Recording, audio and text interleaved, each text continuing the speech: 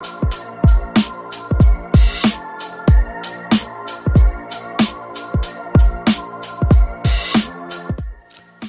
right, welcome to On My Block, now a championship review podcast. I'm your host, Mike Wall. Amon Green will be joining us shortly.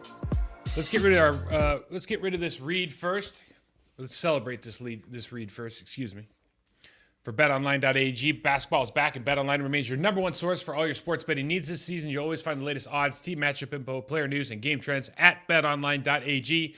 And as your continued source for all sports wagering information, BetOnline features live betting, free contests, and giveaways all season long. Always the fastest and easiest way to bet all your favorite sports and events, whether that's the NFL playoffs, NBA, NHL, MMA, tennis, boxing, esports, or even golf.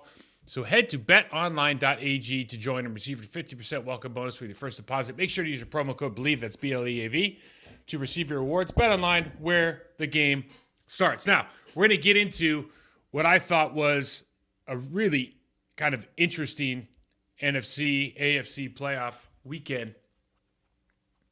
Let's start with some Packer information first. So Jerry Gray, who is the pass game coordinator and the defensive backs coach for the Green Bay Packers, is now going to Atlanta. It's kind of coming out, I think, in the media that he might have taken some or had some issues with Joe Barry's scheme, particularly the lack of aggressive play at the cornerback position. I very specifically, I think he referenced the media talking to Joe Barry on a Thursday after getting interviewed on a Monday, talking to Joe Barry on a Thursday about, hey, it's his scheme. He's the mastermind behind it. You should ask his questions. Usually, when you see that, that's a very, very strong indicator that people are not seeing eye to eye with reference to what they're being, quote unquote, at this point, I guess, forced to run. So that is probably Jerry Gray is a guy who played 9 years in the league. I think he went to like 4 Pro Bowls. Really, really good player. I know he's highly respected by the players in that locker room. So usually, what I'm just going to give you my 2 cents as my experience as a player and as a coach. When you've got a guy who's a position coach in particular that has had a ton of success as a player in that league, and they are actively being told to do something by a coordinator or whoever's the next highest up on the rung that they fundamentally disagree with, and they know from personal experience that is not going to be in the best interest of their players, they are going to speak out. They are going to have a problem with it. This is where if you're not handling this maturely, I think from the coordinator standpoint and from the position coach's standpoint, there can be an issue. And it seems like, listen, everyone's complaining all year that we've got first-round draft picks all across the board. We have veteran leadership. We have what in the makings what you would think would be a top secondary, and they're not playing to standard. They're giving up. We talk about the 4th and 1, the 4th and 2 play in the last game of the season versus the Detroit Lions, how they're both playing off. Excuse me, the quarterbacks are playing off in both situations, and you start to think to yourself, well, clearly Jerry Gray's been in the league. He was a 4-time Pro Bowler. He played nine seasons, and he knows better than to do this. So they're doing it for a reason. Jair Alexander wants to be the best cornerback in the league. They're doing it for a reason. This is something we talk about all the time. And if they're doing it for a reason, and now you see that it comes out maybe that the defense or the secondary coach, who is a former player, is not vibing with the idea that her guys should be playing off or playing in this structure, and it's not conducive to making his players become the best versions of themselves. Like that's a thing that really happens in the National Football League because team supersedes offense and defense supersedes the individual player. Even though from a player standpoint, we want to think in a perfect world that it's the same, but the truth is it's actually player then team, or player offense and defense then team. So it might be an addition by subtraction here is what I'm trying to say, because I think that when you're a coaching staff that just doesn't see eye to eye, like this might be a road. If you're going to be all in on Joe Barry, then you're going to have to remove any distraction that is not going to help you very specifically with supporting your defensive coordinator. So that's my 2 cents on that. Other news, listen, there's some people in the media And listen, Aaron Rodgers is going to be, top story. Anytime you mention his name he's like kind of like LeBron on ESPN, right? No matter if LeBron could score 5 points or 45 points, he's going to be the top 1, 2, 3, 4, and 5 leads into ESPN, into Sports Center because he's LeBron James. And I think Aaron Rodgers kind of has that certain that same cachet as well. So there's a couple of guys out there saying that. And Schefter, I think, brought it up the first, and Schefter's the guy that kind of took over draft day, last year or 2 seasons ago, with all his Aaron Rodgers information that seemingly didn't come from anywhere. But there's a suggestion the Packers might want to move on from Aaron Rodgers. Thinking out loud, what would be the reasons that you would want to move on from a Hall of Fame quarterback that seems he had an off year but why? What would possibly be the reason you want to move on if you don't think that Jordan Love is improved? And here we go. Ahmad's with us now. AJ, yeah, sorry about that. No problem. Just I got a question for you. So Schefter's out there talking about the Packers might be the ones that are trying to move Aaron Rodgers now. This thing may or may not happen. My question for you is, what could be the reason that you would want to move on from a Hall of Fame player? What from a performance standpoint, from a chemistry standpoint, culture standpoint, what could possibly be the reason you want to get rid of Aaron Rodgers? It will probably have to be either a cultural standpoint or a scheming standpoint. It's not the talent. The talent was still there. He just had one of those years. So I say he doesn't run like an old man yet, right? No, not at all. So they're looking at what they have in-house, which they have Jordan Love at quarterback, and then they have all these young receivers. They got guys on defense. They have a defense, a really good defense when healthy, just like anybody else does in the NFL right now. So it's just now seeing how Aaron's, I say it's more his attitude about being here in Green Bay than being somebody that's going to be just in the locker room doing his job. So it's just seeing it's his mind, body, and so all of it going to be into being on that team come 2023 fall. As a coach, as a GM, as an organization, they got to see where he's going, because they saw the last couple of years what's been going on with the back and forth. He speaking his mind, speaking his true feelings, obviously rubs them, rubs a lot of people the wrong way. Mm-hmm. But that's just him being him now. He's being true to himself. But from the team aspect, they want to know that how does that work? Does sometimes it sounds great, sometimes it looks good, sometimes it doesn't look good because of what they went through this past season. We saw a little up and down emotional roller coaster game wise, and how that affected the locker room, how he was poking and prodded at players through the media to try to get something out of them.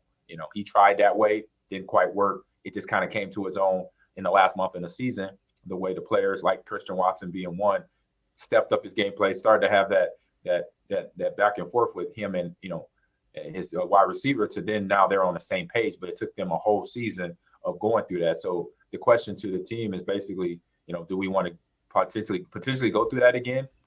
If there is any other questions that Aaron brings up while the offseason, when it gets, I say deep into the offseason, once we're past free agency and then getting into these new rookies that's going to be on all 32 teams and what they'll have in-house at that time. Yeah. So another way to word that is, Are they tired of his will he, won't he antics? I mean, yeah, I think it's kind of wearing thin. I say for the organization side, it's got to be. From the coaching staff up. Yeah, coaching staff, personnel, general manager, president, they're all tired of it. They don't. Oh yeah, they'll say whatever they want, but listen, we're tired. They'll make it sound good. They'll make it sound like they're dealing with it, but they're ready to push on. Players we're like, whatever. We're like, players don't pay attention. I mean, they all know what's going on, but they don't really care. They care because it affects their pocketbook, right? Because especially for wide receiver, whatever position you play, your number's going to be better without going to playoffs, because that's more money, all that stuff. Yeah. Well, your number's going to be better because you have a better quarterback, right? I mean, at the bottom line, but I don't, we don't really pay that much attention to other people's careers unless they're directly impacting us. Like, is Amon playing this game? True. Okay, that affects me, but it's not like, is Amon going on a TV show and talking about whether he wants to play? That's something completely different. For me, I just think as long as he's healthy, the player in me says, as long as he's healthy, I want him there, because Yes. I know he makes my job easier. I know we're going to be a better team with him. I don't think this is not an addition by subtraction deal. But, conversely, and I just don't know how much equity that Matt LaFleur and Goody have actually, Goody's been there for so long, but I don't know how much equity they've actually built up. And I know Matt's had 3 positive, really, really good regular seasons with a lot of disappointment in the offseason, but I don't know how much equity they built up to say, hey, we're like they could with like Shermy and Ted could do with Brett, is like, hey, it's time to go. And Brett was even a little bit more like, here's the line in the sand. It was a little more, I think it was a little more obvious. Like he did his more of it. He came back, but once he made that decision, he moved on. And there wasn't like a weekly television show. No. There wasn't all this, right? There wasn't the circus. So gosh, it doesn't seem as certain with Jordan Love. Jordan Love just doesn't seem like the same player that Aaron Rodgers was given the same time frame at this point in their career. Just from what's coming out of practice, like, man, you should see the way this guy runs the offense. You see the balls he throws. It just feels a little bit different. So, for that reason, you keep wanting to hang on and figure out where your window is. But I guess the other question is, you saw the NFC Championship game yesterday, and we'll talk about it at length, but the Philadelphia Eagles, if they're the class of the NFC, let's forget the AFC, if they're the class of the NFC, and the San Francisco 49ers, as we saw them literally every other game for the last 12 games, except for when they had their 4th-string quarterback in, do we really think that the Green Bay Packers are at a level right now, or are they 1 player away, 2 players away, where they can contend with that team? Because if the answer is no, if the answer is like, listen, we have to be honest, Goody just comes in and goes to Matt like, hey, we got to be honest. We're not beating the Eagles anytime soon. No. Right? That's what I think. I watched that game yesterday. I'm like, oh shoot, man, we're not beating the Eagles. It's a problem. Soon. Yeah. No, that is 4 or 5 players away from being on that level of having, defensive linemen, linebackers, offensive players, wide receivers, quarterbacks, running backs, and O-line that get down like they play. They play physical. They play just as physical than the 49ers did and have all this season. And we saw the game. And because I say the physicality came with Riddick getting to Purdy. He beating the tackle, getting around there. And every time he got to the quarterback, he inflicted pain. He got to Purdy. He got to Josh. Put them both out the game. he dictated the game for the 49ers. So Kyle Shanahan's a genius. And we'll watch the plays. But you go, why are you blocking Hassan? First of all, from the jump, Josh Sweat and Hassan Reddick, they were like, listen, you're not going to crack us, and you're not going to. You could try to trap us, but we're coming off the edge hard. So you could all that stuff. You could try to toss outside us. That might work, but doing anything else is not working. You are not doing anything because they were jumping a yard deep into the line of scrimmage from the jump. Yes. And they almost got into the backfield multiple times, even before. And then you had the sack, which could have been a sack fumble for touchdown recovery on Josh. Right? Yes. On Josh. Yes. Yep. But Hassan, it was a complete game wrecker early on. But it goes back to I think McGlinchey was going to have a tough day against him, but I still would have been like, you know what? I think I'll take my chances with my 1st-round right tackle than my 3rd-string tight end. On an under center play action deep pass, you're like, dude, what did you just do? He has 16 sacks. Yeah. Like, I couldn't believe that play got called early in the game. And then it happened 2 more times where they have guys running at him and then they fake the crack, and Kittle, you're just going like, oh my God. Man. After the first one, call it a day, man. You don't make that call the first series when everything's scripted, bro, that can't be a call. That cannot be a call. Not with that defense. You got to give them some looks first. Yeah. Not with that defense. What they've been doing all year, the teams defensively, the speed, the resetting the line of scrimmage, what they do, the physicality, they do it at too. They thought they could just script it without adjusting until the next series, but there wasn't. This is it. This is the AFC Championship game, the NFC Championship game. It's like this is you make your adjust, even though you got a first 15. That first 15 can't change. It will change if you see it. It did change, but for the wrong reasons. For other reasons. But I say before that, before you get to an injury, I'm saying to myself, I'm telling my running backs, hey, if we're in gun And if we or it's a passing play out of I formation, whatever, red dot, I don't care where we're at, we're chipping. We're going to give the lineman an extra little help when we leave the backfield. Every play, we don't have the ball. We're helping the guys out before we go. Unless our blitzer comes, then we go commit to our blitzer. But outside of that, we're giving help to anybody we can without throwing them off their block. I just can't imagine. And like Kyle Shanahan to me is the offensive master. Like I think he's the best offensive coach in the league. So I'm just saying this like I'm just saying this like it was just nuts to me. It didn't make sense because Hassan Reddick is bar none the best pass rusher left in the playoffs. Like there's nobody better than I mean Bosa's. That's not fair. Bosa's on the other side. Okay, so fair enough. So those two are the 1 and 1A best pass rushers left, just pure pass rushers left in the playoffs, and they block him with a third string tight end or a backup tight end. You're like, oh my god! In like one of the first 5 plays of the game, I just could. It was nuts. Yeah, it probably was just something they didn't dismissed, and unfortunately, that miss came into Purdy injuring his wrist or finger or thumb or what have you with throwing the ball. Because once I saw the contact, I'm like, that's not a good contact part right there. And then of course, as soon as I said that, they showed him picture walking him to the locker room for X-ray. So I was like, darn it, this is downhill from here. Have you ever seen? So that the game was just kind of a throwaway game, honestly. And you don't really get a true look of what the Eagles. So we'll show some clips. Like Eagles' offensive line was completely dominant. They could dominate the trenches. This game was all about how good they are. Yeah. Jalen Hurts had 15 to 25, 121 yards. He had 39 yards rushing. They had 150 yards rushing though. It's not like it wasn't a great average, but you got to remember all the turnovers. That big turnover by Johnson in the second quarter, and they flip it and they get another touchdown. They go up by 2 touchdowns, but they still had to score 31 points against the number 1 defense in the league, right? Exactly. And that is worth something when you're going to get to play the Chiefs, who Chris Jones was amazing. We'll talk about it, but they're not the San Francisco 49ers. Fred Warner, they made Greenlaw and Fred Warner, they made them play like average linebackers, and not because they're average, but because the way that they use the offensive line and the way that Jalen Hurts has the ability to run and throw off the run on those RPO looks, they showed you over and over. Fred Warner's just standing there and waiting. All of a sudden, I think they said you turn a 4-5 guy into a 4-7 guy, a 4-8 guy, and he just could not keep up.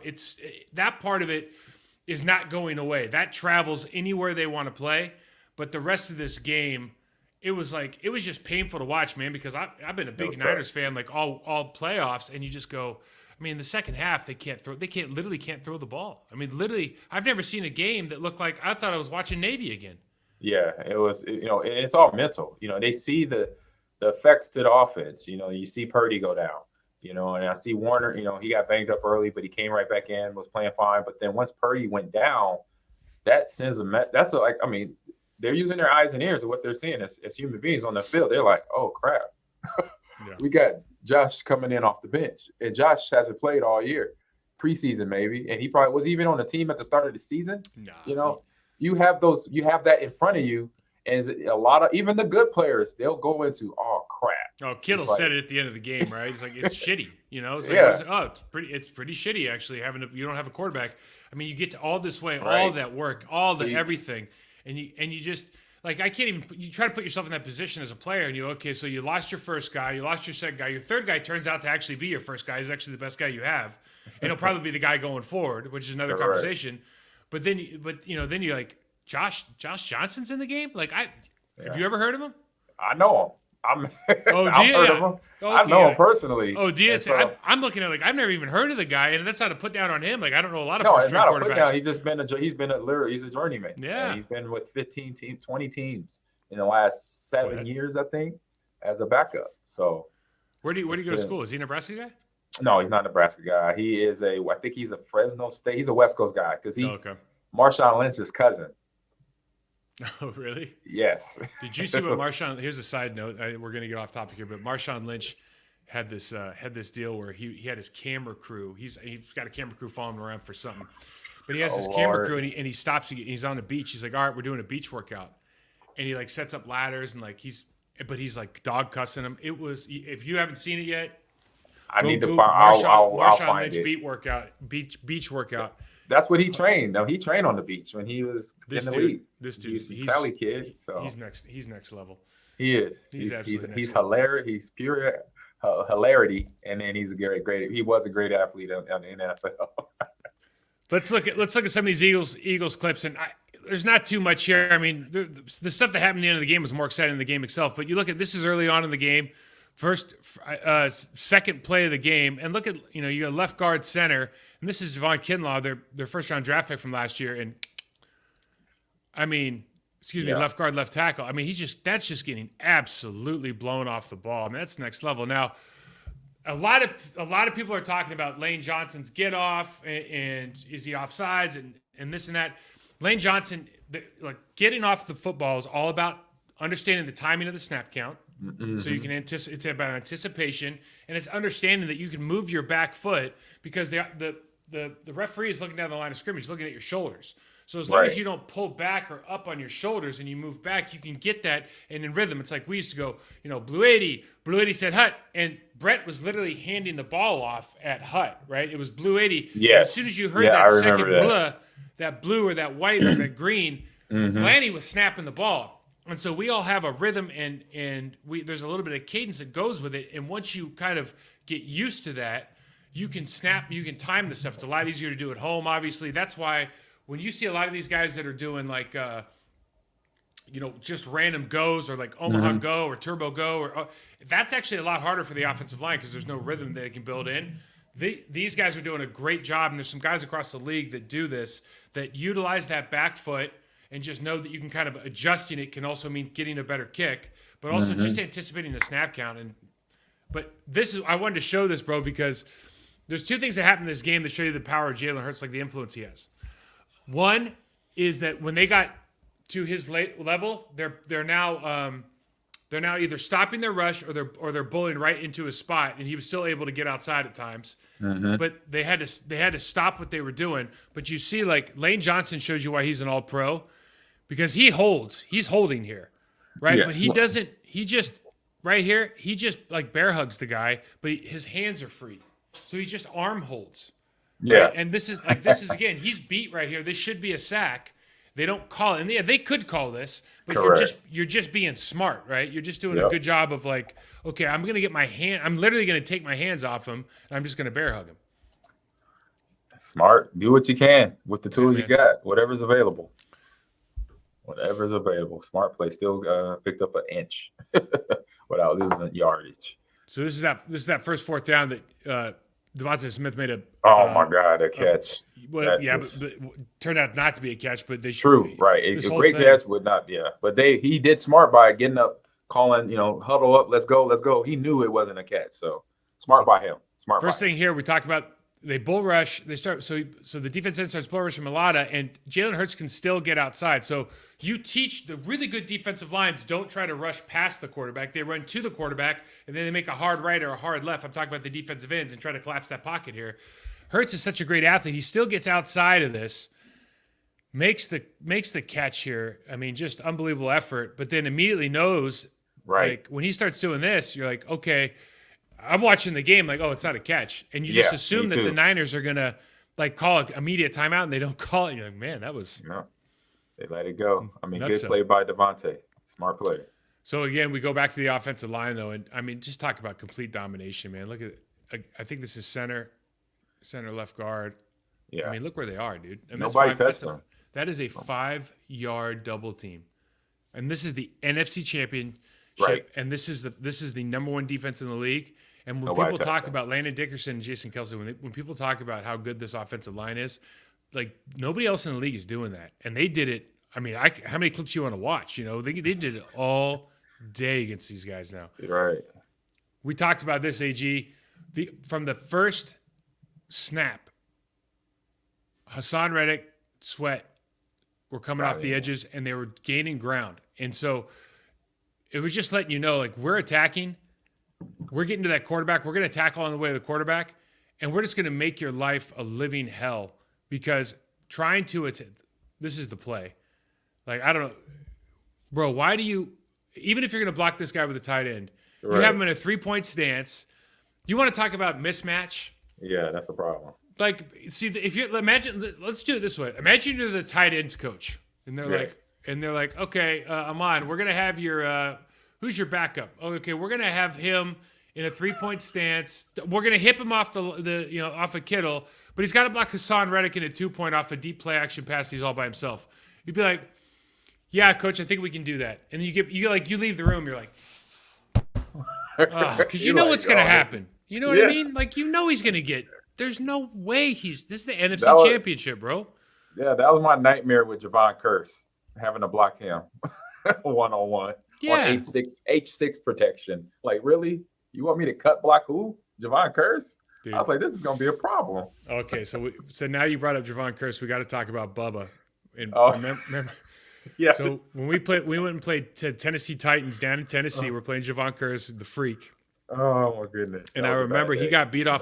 Bubba got beat off the line on a 74 protection, which is tight ends in. He got beat off the line so bad. And Javon Curse was faster than anybody in the league at the time, right? Yeah. But he got beat so bad that they took him a green test. They thought he couldn't hear the snap count. Dude, I mean. Yeah, it was rough. It was a rough day because they had me then trying to chip and cut them, and that wasn't working. Chip either. What, man? There's nobody there. Exactly. I was like, I can't get to him fast. I can't get off my 2 feet, my 2-point stance fast enough, coach. You're like, we got to do something else. We got to just gap protection all day. So Lane Johnson here gets a good extension, but you just see like Bosa's got to slow down. Bosa has to stop doing what he wants to do, in large part because Jalen Hurts is just going to back up. He gets more depth. Look how far back he is off the line of scrimmage. I mean, he's 10 yards. Quarterbacks usually their back foot hits 10 and they step up. Yeah. His back foot hit 7 and he backed up to 10. Yeah. And Lane sets for it. And this is part of this is kind of like a built-in idea for them. But you see, like, Bosa doesn't really know where to go now, right? And he just kind of gets caught. This happened a handful of times in the game where they're just not able to get that rush. Yeah, and because resetting it like Jalen is doing, that's something that they don't coach. They don't teach it because they don't expect most quarterbacks to go, like you said, that deep. So you basically the answers in your questioning there, basically having that where Bosa knows that most quarterback dropbacks are going to be 7, 7.5, maybe 8, but not 10. So then he's like, crap, I'm in no man's land, and then now the best lineman that's in the league for them and in the league is blocking them. So he's like, all right, my job is right now. I just hold you right in the chest plate and then just see what you're going to do, and I could just drive you where you want to go from there. They're bringing a new quarterback. Everybody's seen this play, and it's like, okay, so they got 15 acting like he's gonna crack him, maybe, but it doesn't look like Hassan Reddick cares. And then they got Kittle coming across, and you're just watching this, and like none of this makes sense. The timing was off with something because Kittle's not even in the right position. And they must have wanted to motion him, right? They must have, and he didn't finish it. So that means Josh snapped the ball too early, and then that puts all hell. That makes the whole play go to crap, basically, from that point on. Look, I literally thought this was a fumble. Yeah, I thought it was a fumble too. Yeah, I'm surprised they got it back. Javon Hargraves, he had himself a nice day against the left guard of the San Francisco 49ers. I don't know if you saw the picture of Javon Hargraves like on the field, but I don't know how to explain except for that his lower half is at least a 50% increase in what you think it could possibly be, like from a physics standpoint. Right. Like he's big, his body's he's big, but then his lower body, you're like, what, dude? That is, I mean, he's a double wide. You know what I mean? Like, yeah, I know what you mean. That is he's got a trunk on him now. Oh my goodness. Oh yeah, and that's a problem. That's muscle. That's power. He goes right through this guard right here. I mean, this offensive defensive line domination was nuts, man, because you just think about how good really the Niners have been all season. And they got Brandon Graham and Sweat on the same side here getting pressure. And that's Trent getting roller skated back into Josh's lap. Trent's got such great feet, but when you've got big guys inside, because he's moving around so fast sometimes, it's not that he's high necessarily, but it's like, it's easy to it's not easy to, but he can get pushed around a little bit more than you would think because he doesn't play heavy. He plays like a real athlete. Right. I want you to just comment on this run, man. This Oh, run a was beautiful ridiculous. run. Yeah, let that play out, then bring it back. You know, it starts off where it doesn't look pretty. It's muddled up. Philly's defense did a good job of muddling up. When I say muddle up, they got everybody in the area of the running back right there. You got a missed block by number 15, the receiver for 49ers. But what you see Christian, he drops his shoulder. Same foot, same shoulder right there, and he resets. Bro, he jumped over that block. Was it? Oh, that was a jump. Okay, yeah. Yeah, he jumped. I don't know how he did it, but he literally just picked up his leg and jumped over it. Yeah, and then this one is same foot, same shoulder coming right there. His head is down. He knew physical was coming. He knew contact was coming. So he basically covered his hands up with two hands, covered the ball up with two hands, and then basically brought his flipper with him. He's like, hey, take that with you, but was prepared for all the contact. And so he went into contact, saw the guy went low, picked the leg up. And I've done that a few times myself where guys like, oh, he's going low. I'm going to just walk over him. And that's the flexibility, the athleticism that he has in him. That's why he's one of the best running backs in the league. And then another guy here, like he squares him up. That, nice dude. little. Just got skinny. This is him just getting skinny. It's not much. A average running back does that, but a great running back could just do it without thinking about it. He's just reacting because he sees where that defender position is just enough to squeak by, and that's sometimes you do that because they over pursued his ankle, and then he got skinny, got up, was able to drop the shoulder and get the ball in the end zone. You ever seen Grown Ups 2? Yes. Okay, you know when Kevin James, he does like a sneeze, burp, fart. I forgot what he called it. Yeah.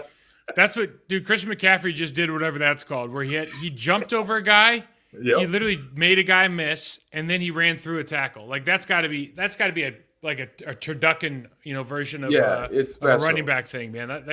You don't get that many of those in your career. I think I got my rookie year in training camp in Seattle. I did that where a guy went for my leg. I stepped over him. It happened so fast on film that my coach rewinded like 5-6 times back. He said, "Do you realize what you just did?" I'm like, I didn't even know I did that. I just saw the guy. I reacted, and I was getting the ball upfield. He said, "Because you jumped, but you jumped so fast that where it looked like you just ran over him. Like you were running over a hurdle, and then you got down the field and you dropped your shoulder on another guy." And I'm like, look, I was just trying to make something happen.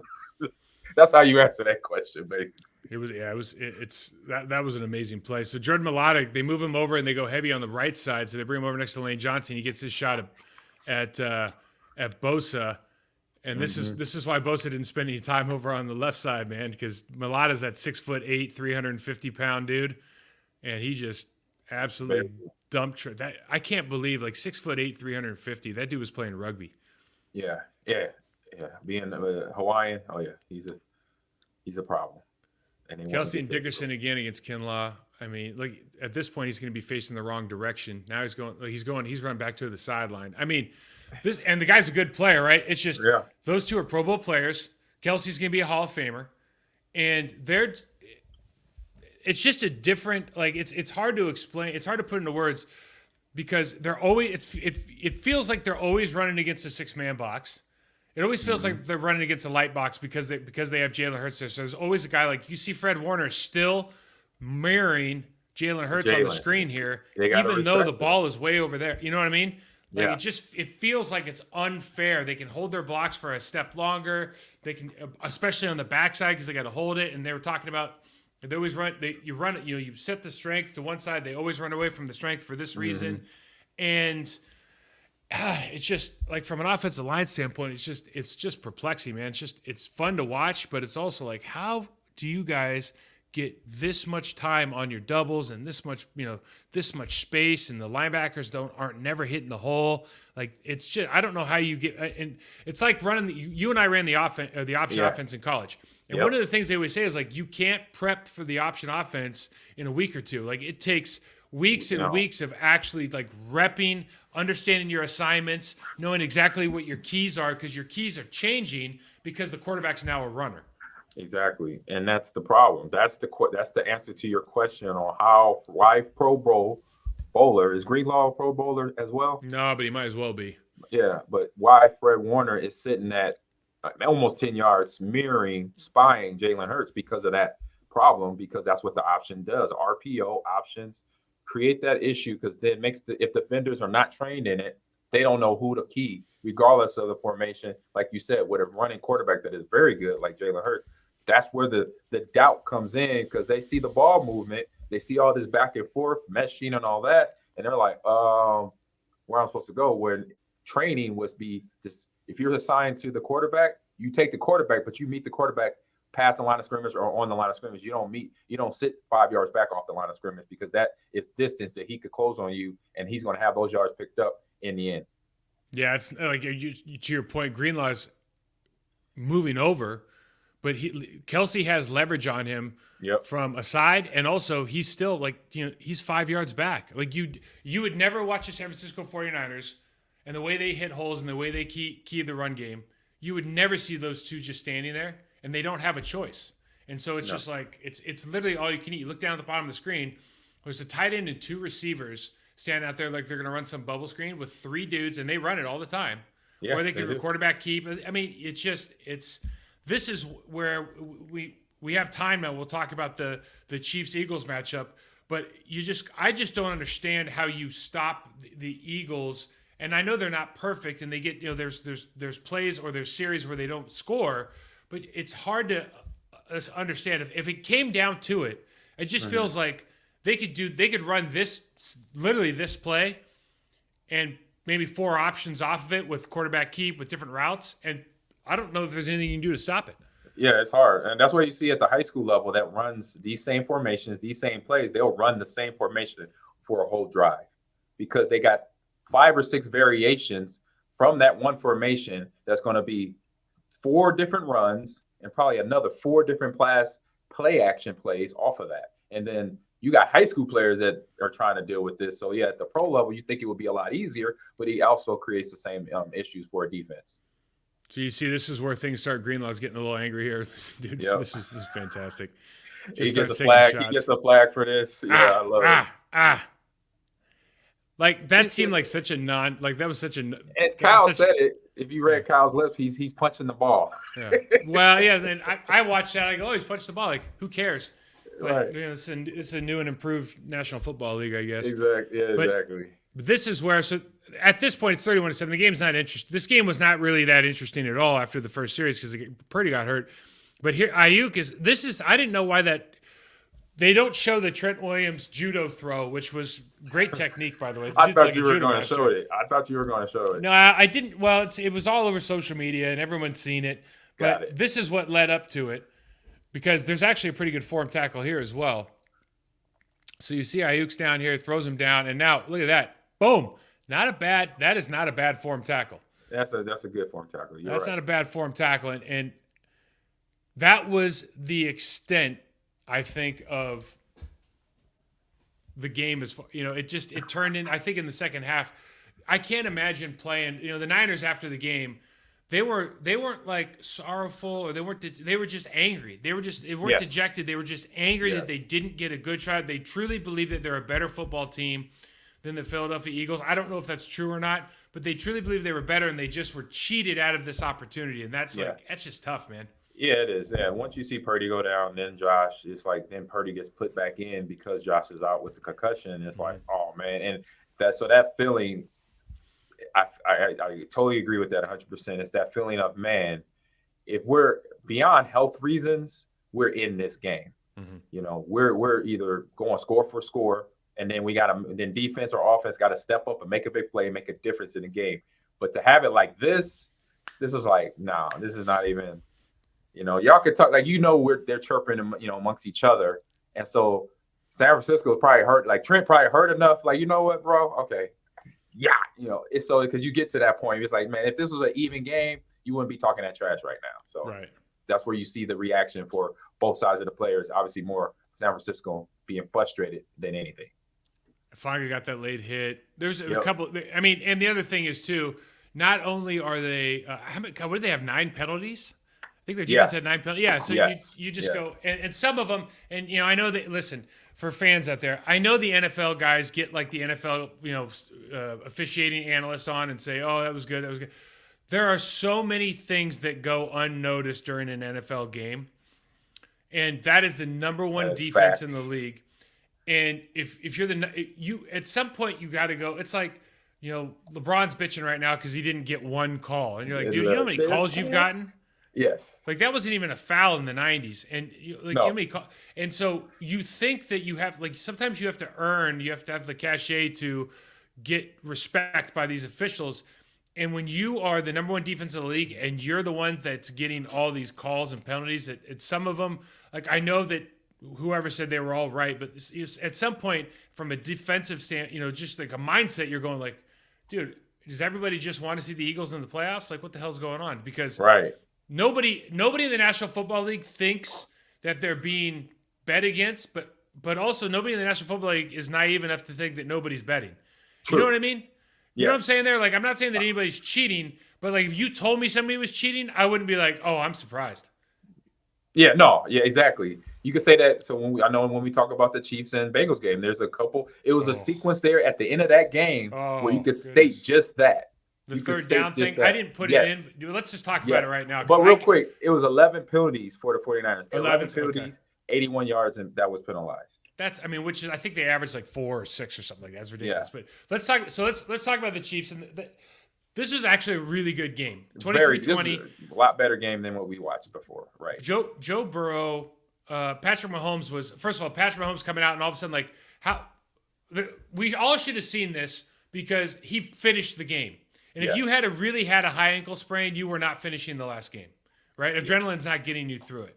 It's tough. I've done Right. it once. Yeah. I did it in college one time. But okay, I guess what I'm saying is like the severity of that high. I think we've all sprained our ankle, but the severity of it it's still had to be. It sucks. Yeah, It but sucks. like if you're going to be out for 6, let's put it this way. I'm no doctor, but if you were to tell me like, hey, you have something that's you're going to be out for 6 weeks, but you can go ahead and finish this game and play at an NFL elite level, I'd be like, that's hard. I'm just saying we probably should have looked at this. The fact that he finished the game and going, well, he's probably going to be better off than we're all assuming, right? And because they have all this technology and all the protocols that are going to help out. All the But he recovery comes into stuff, the game and he can run. And all of a sudden, like everything that we talked about last week about Joe Burrow, like Joe Burrow's the best pocket guy, and all of a sudden, but like Mahomes he might not have that elusiveness, and all of a sudden he does. It's the whole game. It's like, well, that changed everything. And I think he did a really good job early in the game to hold those extra lives, basically, as you would say it, to run that to make that play at the end of the game. Because at the start of the game, he was a pocket passer, and he was doing, and actually that's part of a game that a lot of people forget about with Pat Mahomes, because he does all the scrambling and doesn't realize, and people forget, defenses forget, and defensive coordinators forget. If you just let him say, hey, I'm pretty sure Eric Bieniemy, Andy Reid, and Pat all had the conversation. You know what? I'll just sit in the pocket. I don't want to. He's number one passer rating in the pocket. Exactly. And he was picking them apart. And then at the end of the game, had a couple extra lives. You know what? I could scramble. This is for the game. I could go for that. That's easy. That's a no-brainer. Now you have that reserved up because you've been kind of safeguarded, running, scrambling in the pocket to usually find that time. It's like, no, this is the time you got to take advantage of it. Go get that first down or go get the yardage he needs. And then boom, personal foul, another 15 on top of that. Let's talk. I didn't put that in the I didn't put the series where they got a free play. Mm-hmm. I didn't put it in there just because. Yeah, that was that sequence is what you referred to in terms of betting or who's betting, right? So it's interesting. So you saw that they had. You saw the official run out, and they actually it was a legitimate thing. Yeah. But God, I mean, can you? So Zach, I know Zach Taylor. Me too. Yeah. And Zach. Oh yeah, of course you do. Yeah. Jesus. Yeah. But you just go, oh, poor Zach. That's that just feels wrong, doesn't it? I felt bad for when I saw what was going on. Yeah. I'm sitting there like I'm like, I get you, Zach. I say, I know it, Zach. I was sick for him, man. You just got something taken away from you that moment that had nothing to do with what you did, what your players did. Your players did everything they were supposed to, and the people managing the game messed up. And now that's going to affect you, even if you complain about it, even if you say something and you're right, but they're going to take it as what they take, as it had the way they took it, basically. It's like, this is This was, to me, this was the Chris Jones show. Like, oh yeah, he had a day. Chris Jones is. I mean, listen. It reminded me of Aaron Donald's Super Bowl last year, where he said, when he made the few plays and he started doing this, he started pointing to his fingers like, I want a ring, or whatever that meant. That's what Chris Jones, he took that. That's how he played. He said, I'm taking over. If it was a one-on-one, game over. Don't do that to me. Don't disrespect my game by putting a one guy on me with the momentum and the drive that I want from last year's games and the games that I felt I missed out on one or two plays where I should have made and I didn't make them. He was making up for those plays, and that was his drive in those instances, in those plays that he made this last night. 2 sacks, 3 tackles for loss, 5 quarterback hits. You know, this is one of those games where I'm not, I thought the Bengals were going to win. I still think Joe Burrow, you see the 2 interceptions, everything. One of the interceptions we'll look at, it doesn't even make any sense of where the receiver ended up. But right. You look at the game and it's like, well, I kind of feel better because offensive line play actually matters in this league. Because the Cincinnati Bengals have an awful offensive line and they've got 3 guys that are out. But just generally they're not very good. And when you look at everybody else in the playoffs, you look at the Eagles, you look at the San Francisco 49ers, and you look at the Chiefs, they all have good offensive lines. And they've good, defensive lines. I think every team had a good defensive line, but it matters. Like, it matters that you have somebody to block your franchise quarterback. And when they give up 3 sacks and 3 plays, you're just going, I know, you just in your mind, you're going, I know that the Bengals always are losing in the second half or the fourth quarter of this game. They always come back and win. Mm-hmm. But this does feel a little bit different now, doesn't it? Because I think it was the first time in his career that he'd gotten 3 sacks in a row. But this game, the way that it ended, everything that it was just the highs and lows. Man, it was so much fun to watch. There's so much talent. And Joe Burrow, I'll say this, and Zach's a smart guy, and I think he's done a great job there. Mm-hmm. They have to give Joe Burrow some more help I think it's 2 things. One, offensive line, they're not teaching, whatever they're teaching there is not very good. I don't know who the coach is. I don't know anything about him. I'm just technically, their footwork and everything it's just not very good. They brought in Lyle Collins, and I know he's hurt. Lyle Collins was getting his break speed off this earlier in the season before he got injured. He came in there, was like, no one's going to touch you. It was like, bro, Dallas was okay getting rid of you because you were a liability in the pass game, right? And then Cincinnati brings him in, and you're just kind of like, well, do they have somebody? This is what's crazy about the National Football League. This is like a bigger thing. This isn't a thing on Collins, but they go for a season, and they're the worst offensive line you've ever seen. And Joe Burrow is still winning games. So, you know what? We're going to go invest in offensive line. Then they bring in a guy. So they've kind of proven that, we can't draft and develop that position with the people we have in the building. That's what that says to me, right? In other words, there's a lot of guys that are getting drafted in the 3rd round, 4th round, 5th round, 6th round that are going to teams that are being developed by coaches that can play at a level that are higher, that's being played higher than the Cincinnati Bengals. Is that fair? Yes, so fair. They go, okay, we're going to bring in some guys. So Tampa Bay brought in some guys too. It's fair. That's a way to win. But then they bring in a guy or multiple guys that aren't necessarily really good at what they do, right? What they should be doing. It was just a complete mind screw that they did that. But I think Zach has to so there's the personnel issue, and then from a scheme standpoint, you look at the San Francisco. I think the Eagles are off the table because Jalen Hurts is a different kind of quarterback. But you look at Pat Mahomes, and you look at what they do for the San Francisco 49ers, and you look at the creativity and the eye discipline and everything, and the pre-snap motion, everything that they do to make life more difficult for the defenses. You see just the smallest amount if you really break down the tape of the Bengals, but not enough, man. It's more like, Joe, here's a look, make a read, make a call, you make it happen. We're going to go 5-step drop, bang, bang, bang, bang, bang, get rid of the ball fast, and hope for the best. There should be plays that are easy where you go, oh, this is almost like a playoff for half the team. You know what I mean? Yeah. It's something where you set it up for the player to be successful. And that's basically a coach's job boils down to when you have good players. But if you don't have good players, you're really doing your job where you got to develop them during the practice times, during the week, during training camp, during off season to make sure they come to a point where they're at the pro level. They could stick to doing basic fundamental blocking or tackling or whatever it is that you're supposed to be coaching them on, and they're doing it right. And it's the whole coaching carousel. You know what that is: accountability and consistency. You keep doing it, and you keep riding their butt until they do it right, consistently all the time. Basically.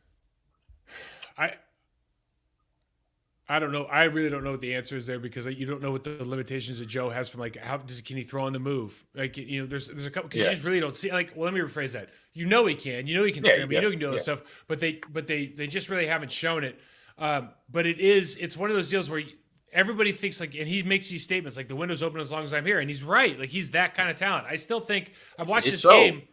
Yeah, I watched this game and I think Patrick Mahomes had. Listen, Patrick Mahomes was 29 for 43, 320. He had himself a day, right? Really 2 touchdowns, 105 passer rating. He had a day. He showed everybody why he's the best. He's going to be the MVP. He's the best player in the league. Yeah. Joe Burrow, to me, is dealing with they got receivers out. Everybody's got injuries, this, that, and the other. He's got 2 really good receivers playing for him, T. Higgins and Jamar Chase. But they get 71 yards rushing out of 17 carries in the game. Mixon gets 19 yards rushing. Joe Burrow's got 30 of 71 yards rushing. Yeah. You know what I mean? Like and they have nothing. Nice move on the linebacker trying to tackle him. Quick 2-step. That was sweet. but they got nothing else going on, man. It's like Joe's gonna make this happen, and every other game that we watch. Lines kind of dictating the tempo of the game, right? Offensive line, defensive line. Can we run the ball? Can we protect? This guy is literally, it feels like he's doing it all himself. And as much as they've changed culture and everything, like, bro, if you don't make it a little bit more, we would call it user-friendly. Yeah. I just don't know. He's going to win some championships, but you got to make some changes for sure. Yeah, they make changes. I mean, the defense did a good job on the one interception. Had the bracket coverage that was actually played right the second time and got the tip drill. Pick interception. And I think the other one was off of pressure where they had pressure on Burrow and the ball got tipped out of his hands and then picked off. So yeah, they can't just sit and wait for Burrow to be Burrow, saying that, okay, he's going to, I'm not saying they're thinking this, but that's kind of what they're showing us. It feels that way though. It feels that way. It's that, oh yeah, we got this great, just say like back in the day, with the Bulls, oh, we got Michael Jordan. We don't need, he's a rookie. He's putting up 60 points a game. We don't need no peripheral players. We don't need nobody to support him. Yeah, you do.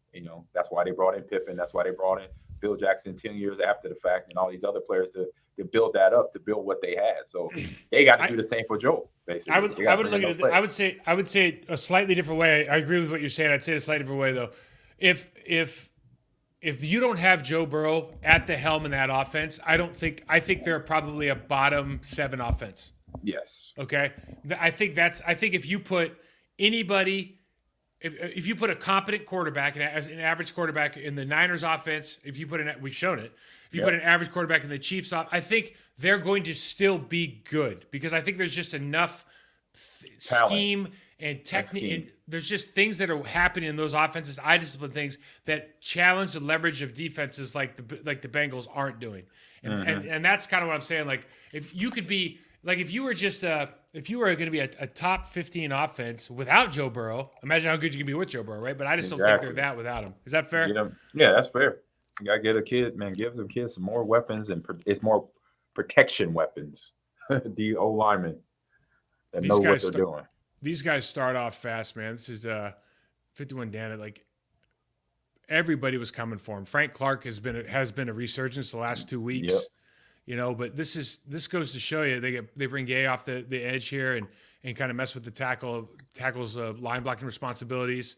So now he's late on it. I mean, that's just a linebacker. Like you should never get beat on a linebacker, right? But they challenge his rules a little bit. Yep. It's just this kind of stuff is this. So I know Max Sharpin was in Houston. Mm-hmm. And yeah, I know Max. Yeah. It was just he's had a bad couple of weeks. Man, he's Max is actually no, I coached him in high school. He's from Southwest Green Bay High School. Yep, that's right. Yep, that's right. I know him. Good kid. He's bad day. Good kid. He's got a great. He's got this real cool Charger. What are those called? Hellfires. Oh, he got one. He could Yeah. fit in one. Yeah. Well, He's tall. so He this was Kelsey, this is what you love about like the Chiefs, right? Like they're willing to. This is impromptu. It's got to be right, the hook and ladder. But Kelsey's like, hell, let's try the hook and ladder. You know what I mean? right. I think it's legit. He just didn't toss it right. It was a great call. It was a great call, right? What do you But think about? What do you think about? A lot of people are saying like that's the next thing is people are going to start laddering the ball more in the National Football League. It's hard to love say. it. I Yeah, wanted to. you We love play it? You love rugby. the You idea? know that. Both play rugby. Yep. I tell when I was coaching the high school teams I coach, I'm like, hey coach, let's do this. I could teach them how to pitch the ball the proper way, and we could create problems on a punt or on a kickoff or maybe on a run play, or offensive play. I mean, from that standpoint, I mean, he's like, and of course they kind of look at me, but I'm like, hey, just let me know it's there. I thought this was going to be one of the big plays in the game. So this is early on. They have the second goal. I think Pacheco gets the touchdown here, and they make a holding call right there on Wiley. Wiley had a bad game too, man. He had a lot. They threw a lot of flags on him. But this is one of those things. You see his taunting one? Oh my god, so stupid. But this is one of those things where with Joe Burrow in the history here, you're like, dude, if they traded in 10 points and they only got 6 here, like all of a sudden you go, okay, well, when's that 4 points going to come back and haunt you? Because that just seems to be the way it's rolled. Same thing I was worried about because I'm like, come the fourth quarter of this game, the way the score went and the way the gameplay, I'm like, Cincinnati's going to win. They might win this thing. Yeah. I mean, because it was in their territory how they won the game previously. In all the matches, it was tight or tied up, which it was, and it's just like, I could see them kicking a long field goal with McPherson here. And I felt the same way.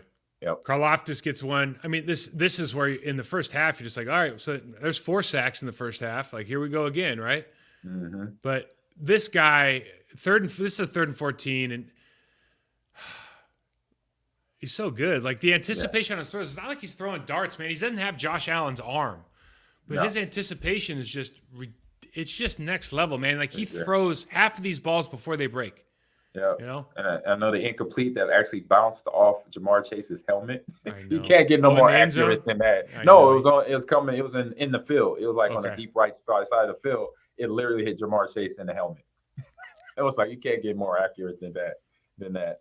Chris Jones, one of his 3 tackles for loss, and you just go backdoor. I mean, I remember we played him. I was with Miami. And we played him before, like he was a big name, right? And I remember but I'm like watching tape on him, and the left guard for the Dolphins, like they used to come down and ask me about different players and everything, and I was like, I got to tell you, man, like he takes a lot of plays off, but this guy's a real problem. And so what we did was the dude that was playing left guard at the time was a big, real strong guy, right? I'm like, I think you should just like try to fight him, like as many times you could just like get him mad, so he's not thinking about pass rushing. And like we literally got Chris Jones. Ted was just in his grill all day, and he forgot that it was like pass rush time, and he was just trying to beat up Ted the whole game. That works. Sometimes it works. Sometimes you got to do it. Orpheus Roy was that guy too. Orpheus Roy used to play for the Browns. And if you got him mad, he would just pick you up and like run right past the quarterback and try to deposit you like 20 yards deep just to show you how strong he was. But he'd forget to like sack the quarterback. It was like a running joke in the National Football League. Like, dude, just get him angry. Like he'll forget about the quarterback. He's just trying to kill you. Yeah, that's a block. That's a win. Well, it's a block. I don't know if it's a win. He's not hitting the quarterback. That's a win in my book. No, you're right.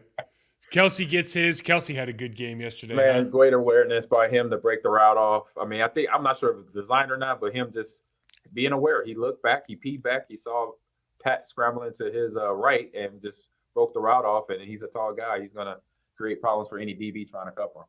So this is that first interception. And so they got the slide, they got the trips look, and you see he breaks inside here, right?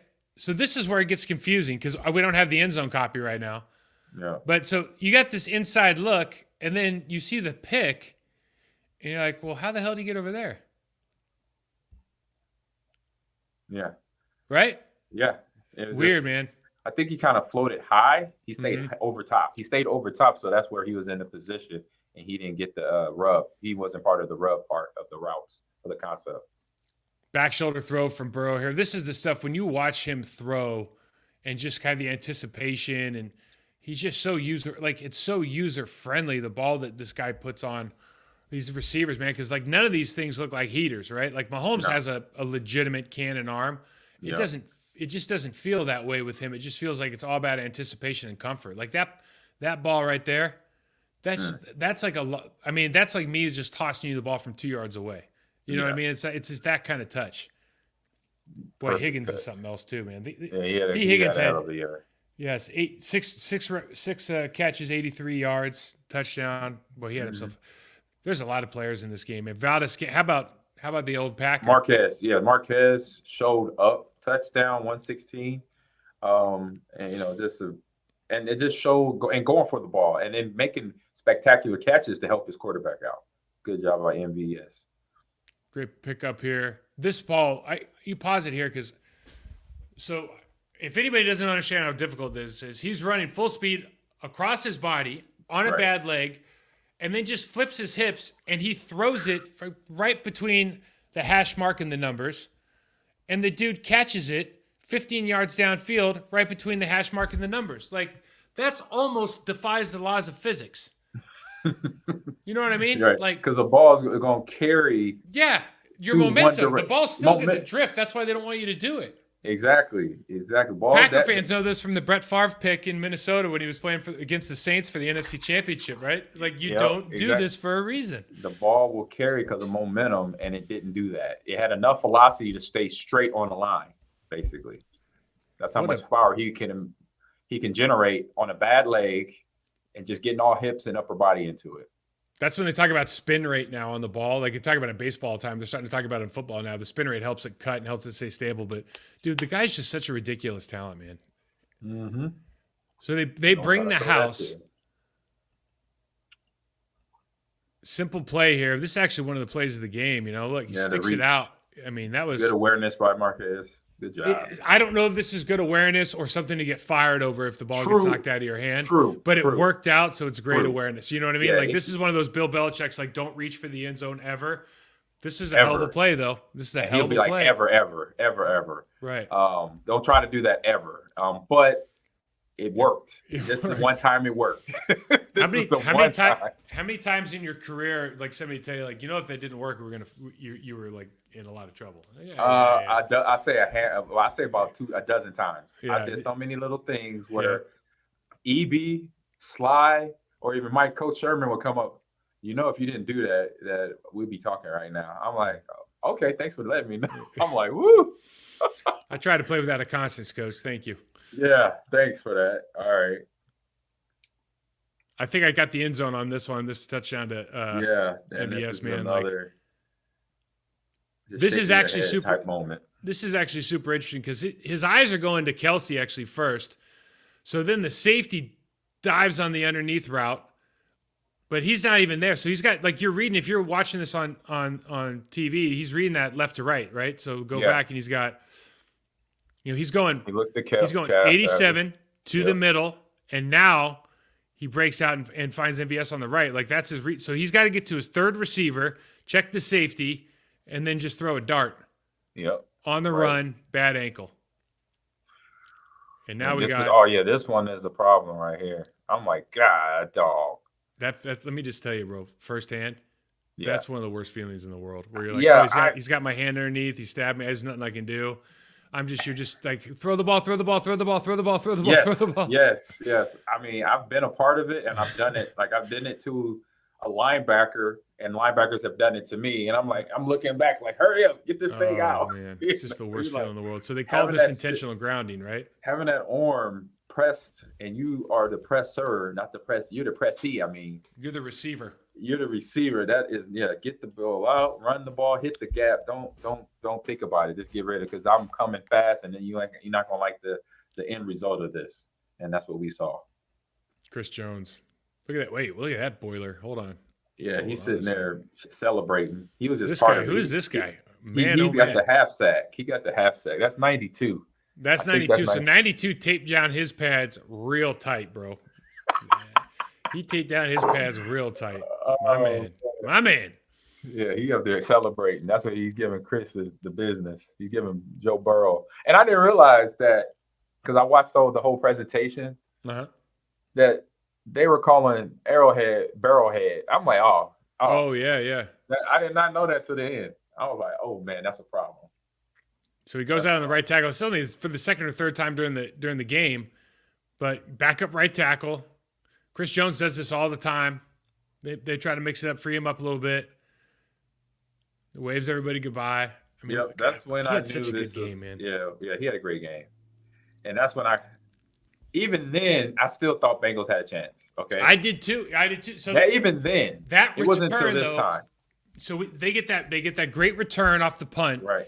Now, Yep. a lot of people, I just wanted to get something clear because a lot of people bring up that they're holding, Orlando Brown's holding. First of all, no, he's not. He's not. Both hands are inside. He's not beat.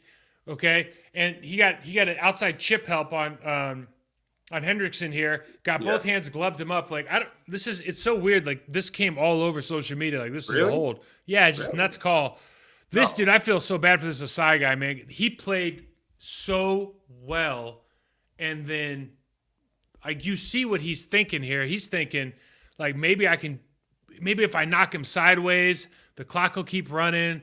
Like, right. And then it did the last. First of all, that you don't want to see his knee again, but yeah, he hyperextends his knee. I saw like 3 or 4 of them in this game alone, and 2 in the 49ers Eagles game. 2 hyperextensions. Tony as well. Darius Toney, he hyperextended his knee. I think that's what led to his twisted ankle and him not being in the rest of the game. So hopefully he's ready for Super Bowl in a couple of weeks. So we'll see. These guys, that was a great game. So it obviously ends in the field goal. Bragging rights go to the Chiefs. Nothing much else to say, but I'll tell you what, I would watch that game. You put that game on every weekend, you'll watch it because I think that you're looking at 2 absolutely generational talents at quarterback, and as I sit here and kind of bitch about the Bengals offense and their offensive line, it makes Burrow. In some ways, it makes him more fun to watch because you're like, oh God, this could be anything could happen right now. True. You know, like he pulls a rabbit out of his hat, or he gets sacked, or it's like, you know what I mean? It's like it's nuts. He's trying to survive, and he's like at some points later in the game, he was just on survival instincts. Yeah. But he wasn't doing the usual characteristic of seeing ghosts. He was just trying to. I mean, the one intentional grounding one. He was trying to just get out of harm's way, through it to where he could. Where he did it early in the game, but at this point in the game, it was no receiver, or just from the play calling and the timing, it was no receivers in the area. It's amazing. It's amazing how many athletes, and like, I'm not like this. Joe Burrow, even amongst elite athletes, is a unicorn. He's unique. He does not feel like he's like there's a term that I'll use generally because I don't want anybody. He's a functioning psychopath. Like, he doesn't feel well. I mean, and like, I get it. Clinically, what I'm saying is, I'll bet that his heart rate doesn't even speed up when these moments are happening. Like, he's just seeing chaos and carnage around him and bad things, and he's just like, just another day at the office, man. No problem. Hey, you know I've said this to my esports players because I saw so many players react to losing or dying in a game where they totally shut down. I said, look, you got to be Hannibal Lecter on this thing.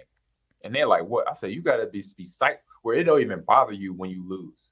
When you lose, it's like, oh, let's play the next game. Mm-hmm. Like, it goes in one ear and out the other. Just like anything else. They're like, huh? I'm like, that's how I play.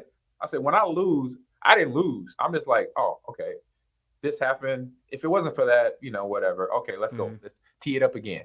Let's go. Let's ride out. I'm like, oh, they're like, oh. I'm like, yeah. I said, that's how eventually you get to that level where you're going to win. You know you're going to win because it's like, I've seen everything else. I lost her on this, that, and the other. All right. I just got to do this, and this, and we're going to win the game. And I could see that with Joe Burrow. He has that mentality. He has those facial expressions, and you hear it in his conversation as well. So yeah, there's like a Jalen Hurts. Jalen Hurts had a great thing. He's like, his first thing he thinks about, do I play to my standard? If I play to my standard, we should win. And then he kind of figures out the defense, his opponent and everything else. The thing that I think is the thing that I don't see, you never see Joe Burrow play to play. Every answer he gives, everything he's not rattled. There's nothing he could throw important. A pick. He just doesn't have any like almost zero emotional attachment to what just happened.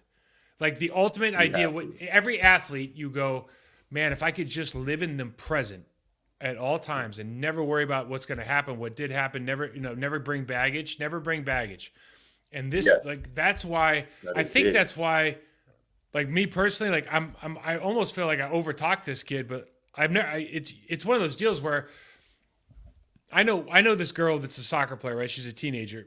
I'm friends with her parents, right? And she's one of the best soccer players in the world. And she's one of the best soccer players I've ever seen. She's only like 15 years old. Right. And I asked the dad one time, I go, what did you do? They have a son. The son's amazing too, but the daughter's different.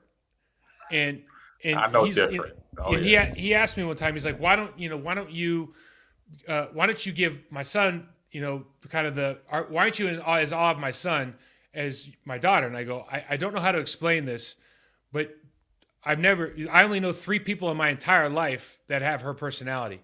Like, I've only met 3 people that just don't care about anything but like what's going on right now. And he's like, you know what? I said, how'd you get him this way? And he goes, I literally think I could drop my daughter into the jungles of Brazil with a soccer ball and a 200,000 crowd stadium, and she'd be like, ball out, let's go. Like, Let's no get it. problem. And there's just, like, if you're an athlete, that's just so, it's hard to explain, but like, that's so rare. And that's why, like, for Joe Burrow, I'm like, I think you could put him in any scenario that has to do with a football, and he'd be like, all right, whatever. Like, I can't play with 1 foot today? Oh, okay, I don't care.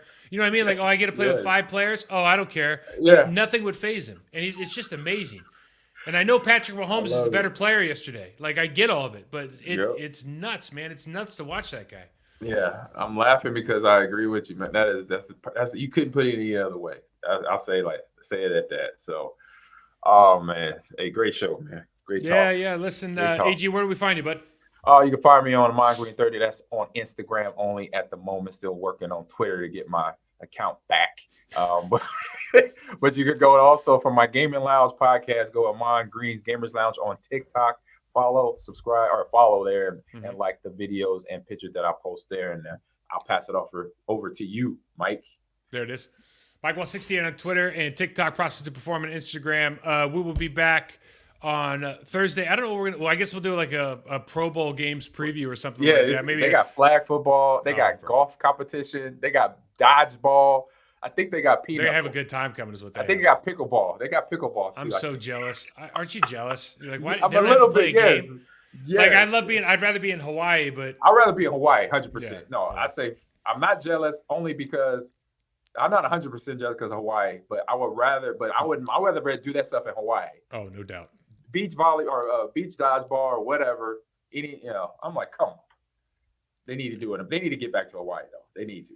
That's the spot. I think the bottom line is Hawaii. Just let's have a Mai Tai drink off. Like, let's keep it what it is, man. All right, AG, we'll see you, brother.